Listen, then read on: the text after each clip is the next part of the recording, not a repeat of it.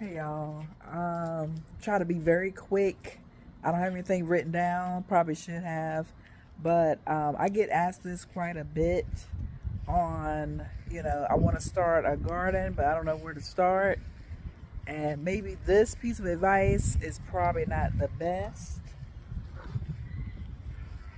that you want to hear, but really just start. All right, just do something, because the more you wait and try to plan it, little wasp, and try to plan it and do all these fancy, I want to look this way, all that. I'm not saying don't plan, but you'll never get started. By the time you do all that, unless you're a quick planner, but if not, just get started. And you may not have all the knowledge yet, but just start, and you're not going to be as bad as you think you are. Number one, I would figure out your grow zone. It's very hot out here right now, y'all. I would figure out your grow zone. Right now, I'm in South Carolina. My grow zone is 8A. Up north, just north of here, North Carolina, their zone is probably 8 or 7. Bravo, not sure. Up north is like 5A. South from us, like Florida, is like 9 and 10. So that's important, because you could be growing something. These wasps are coming after me. Jordan, be careful. You could be in a grow zone and trying to grow something and it doesn't grow there. And you think you're a horrible gardener and you quit and give up. So we don't want to do that. Remember, Adam was the first gardener. Nobody else had done it before him, and he knew what he was doing. So if he can do it, you can do it too. So find out your grow zone. Just Google it or ask someone in your area. And yes, grow according to your zone. So when you go in the stores, they should have seeds that's already a part of your grow zone. So they shouldn't be selling stuff that grows in Minnesota if you live in South Carolina. Now they will, because some people just want money. So you got to be careful. Even if you buy it online, they don't know what grow zone you're in. They just have plethora of seeds and trees. Make sure you know what zones. Go ahead and Google a peach tree. There's so many. But go to fastgrowingtrees.com. Look at the type of tree that you want.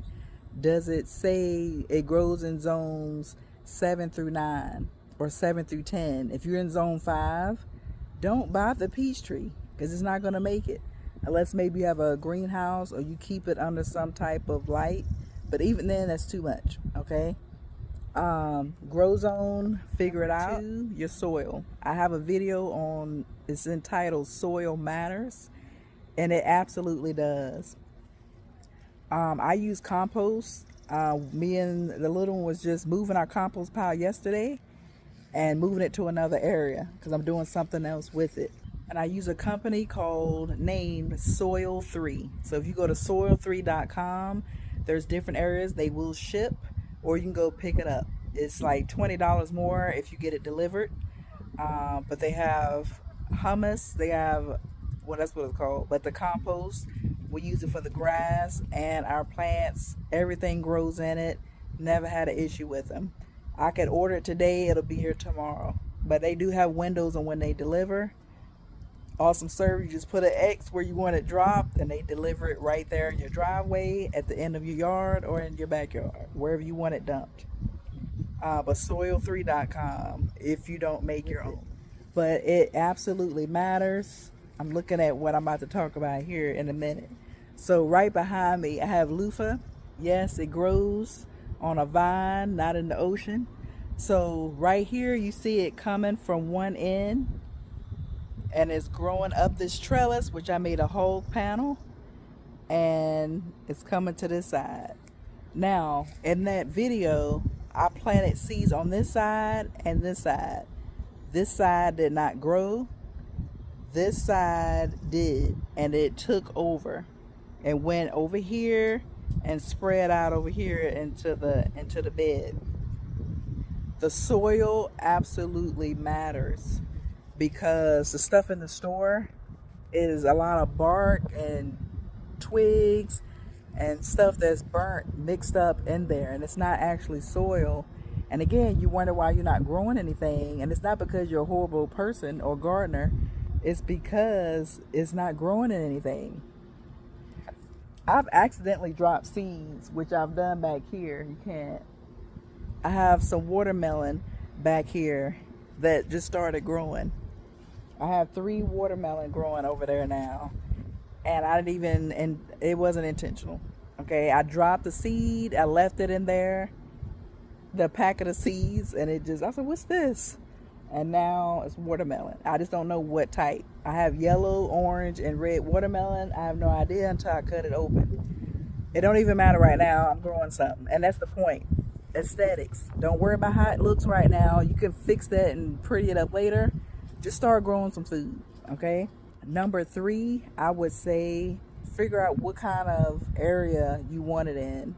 Like, are you mostly in the sun? Do you have shade? Making sure it's where it's supposed to grow. If it needs full sun all day, that's where it needs to grow, or you need to plant it. If it doesn't require that much sun, don't plant it in direct sun because it'll burn. I've had that happen before. We have an area in our house where the sun bounces off the window and beams right in that area and even burns the grass. I made it a different area, but it ended up burning my plants. But then there are some that I have right now that love it. I have some bulbs there and they are taken off. Or you need to maybe grow it near, which I'm getting to next, near something else that grows a little taller.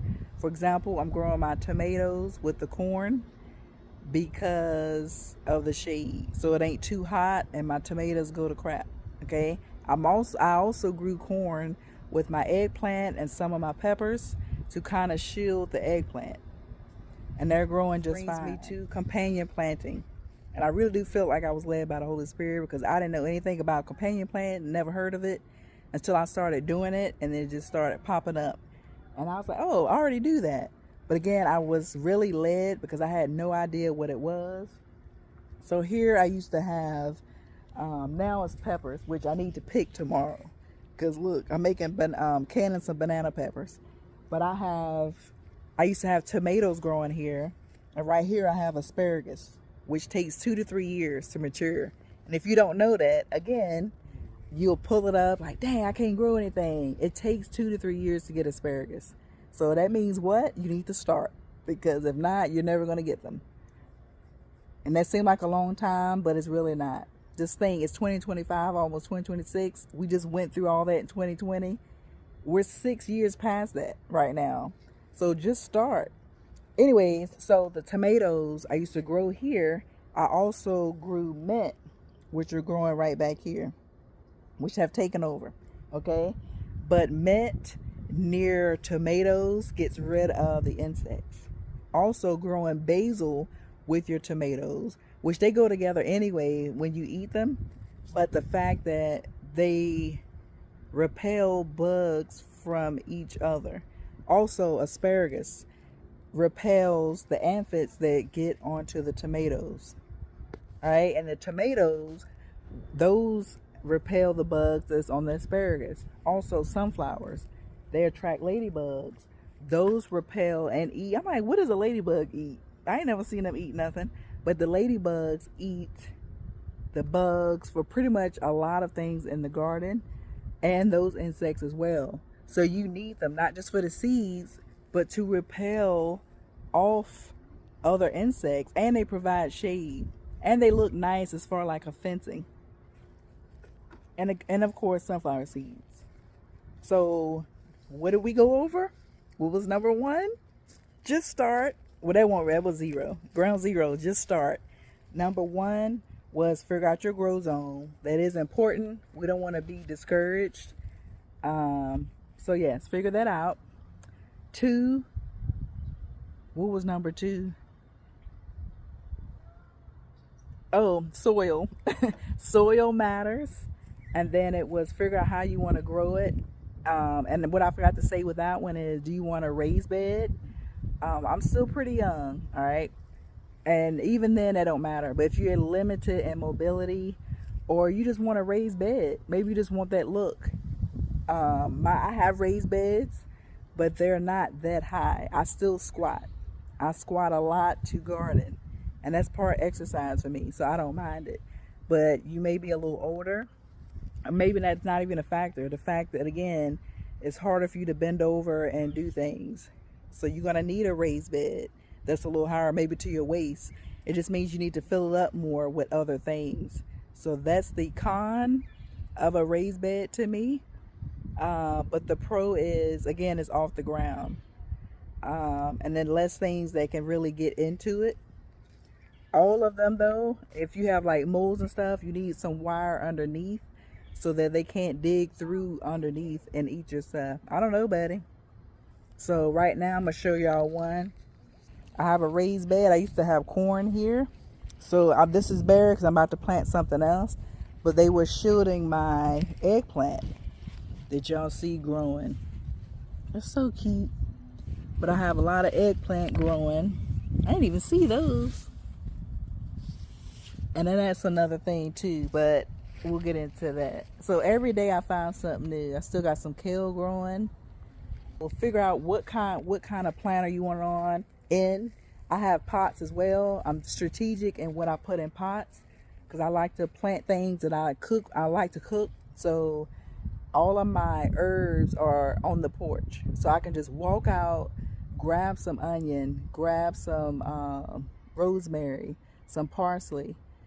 Any of that stuff I can grab off the porch. So if I do come out late at night, because I'll be cooking at 10 o'clock at night, I don't need to come out in the dark to try to find anything. It's right there on the porch. So I'm strategic in that. And again, that comes from doing it over a little time. And also in the wintertime, some things need to come inside. Like my pineapples, they cannot go through the winter here in zone 8A. Maybe in 10, but not 8. So in the wintertime, fall, I bring the pineapples in, and they're kind of like decoration at this point in the kitchen. And I bring them back out in the springtime so they don't die because they will freeze.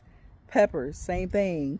If you plant those in pots, you can bring those in or overwinter them where you just cut off all the stems, bring them inside. I've done that before, so that's what I'm telling you.